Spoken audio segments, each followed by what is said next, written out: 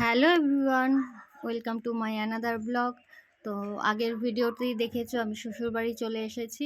তো যেদিনকে এসেছি সেদিনকে রাত্রিবেলায় আমাদের সন্ধ্যাবেলায় একটু চুমুর আর একটু টুকটাক খাওয়া দাওয়া চলছিল। আমাদের এই যে ম্যাম এখন শুটিং সেরে আসলো। কোথার থেকে শুটিং সেরে আসলো? ওই ঘর থেকে শিলিগুড়ি থেকে এসেই খাটে উঠে পড়েছে হাত পা না ধুয়ে। বাবা কি ফ্রেশ ছিল সারাদিনে বলতে পারবো না। শাহরুখ খানের সঙ্গে ছিল বাবা, বিশাল ব্যাপার। শাহরুখ খানের সাথে নাকি শুটিং ছিল। তো দেখতেই পেলে এখানে একটু মজা হাসি ঠাট্টা হচ্ছিল। এখানে এটা ভাইজি আমার, তো এসে তার সাথে একটু মজা আড্ডা চলছিল।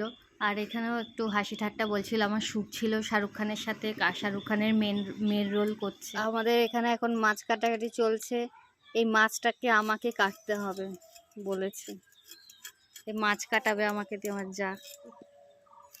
আজকে বিবাহ বার্ষিকী আমাদের কত বছর পূর্ণ হবে? 26 বছর। 26 বছর বিবাহ বার্ষিকী আমাদের পুঁটি মাছ খাওয়া হবে। বর সকালবেলা উঠে অফিস চলে গেছে আর আমাদের পুঁটি মাছ দিয়ে গেছে।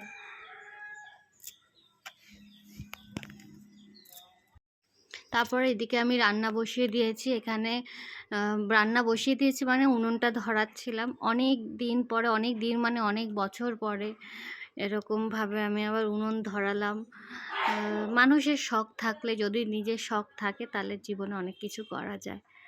তো আমিও কোনোদিনও বলে না, কথায় আছে বাপের জন্মের মানে বাবার জন্মে আমি কখনো এরকম কিছু দেখিনি। তো বিয়ের পরেই আমার এইসব দেখা, উনুন রান্না করা এইসব। তো এখানে এসেও আমি এরকম তো রান্না করছিলাম।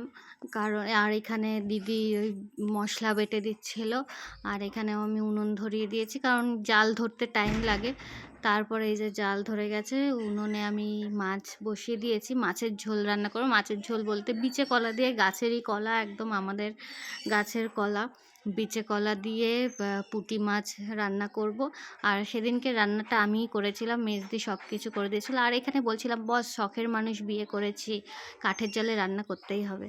তারপরে বিকেলে একটু কেক কাটাকাটি, সেলিব্রেশন তো হতেই হয়, কারণ 26টা বছর বলে কথা। 26টা বছর তাদের বিবাহবার্ষিক মানে বিয়ে হয়ে গেছে। 26 বছর আমি ঠিক গুছিয়ে বলতে পারছি না। তো যাই হোক, এখানে গিফট দেওয়া দেই। এখন মেজদিকে গিফট দেবে একটা সোনার আংটি, সুন্দর একটা কিউট, এখন ছোট ছোট হাতে ছোট ছোট বাচ্চাদের আঙুল এর মতো একটা ছোট্ট আংটি। খুব সুন্দর, খুব ভালো হয়েছে গিফটটা, দারুণ। তো পরিয়ে দিল। তারপরে এখানে সবাই গিফট দিয়েছে, সেগুলো আনবক্স হবে।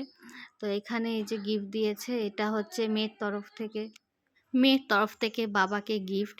তো মেয়ে দিয়েছে একটা রূপোর পেন। ভাবা যায় যে আমাদের মেয়েও তার বাবাকে গিফট দিচ্ছে একটা রূপোর পেন, তার নিজের ইনকামের টাকা দিয়ে।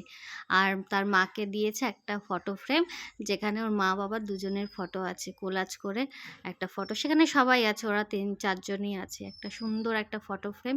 তারপরে এখানেও একটা বক্স মানে গিফট পাঠিয়েছিল একজন, তো খুবই কাছের একজন গিফট পাঠিয়েছিল, সেটাও আনবক্স করে দিল। আর এই যে দুজনের আগের বছরের বিবাহবার্ষিকীর একটা ফটো, খুব সুন্দর।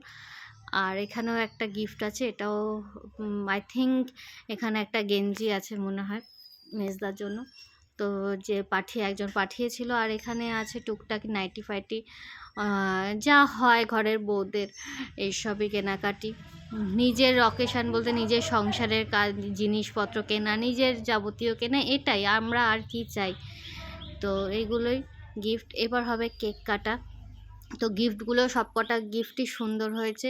বিশেষ করে মেয়ের দেওয়া গিফট সব থেকে স্পেশালি হয়, ছেলে মেয়ের দেওয়া গিফট বাবা মার কাছে এটা একদম আনএক্সপেক্টেড হয়, যেটা খুব ভালো। তারপরে এখানে একটু কেক কাটাকাটি হলো, কেকটাও অসাধারণ ছিল, অসাম খেতে। আর চকলেট ফ্লেভারের কেক তো সবসময় ভালো লাগে সবার। কাকা ভাইজি মিলে পাগল হয়ে গেছে, পাশের বাড়ি হব্বল হচ্ছে আর ঘরের মধ্যে নাচ করছে।